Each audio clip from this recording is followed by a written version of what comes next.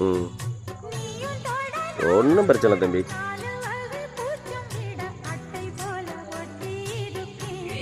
ஆ இந்த காதல் கொள்ளாதது ஒரு காவல் இல்லாதது முதல் காத்தில் வஞ்சி மாறும் ஒத்தையிலே வாடும் போது போர்வை போல பொத்தி அணைப்பே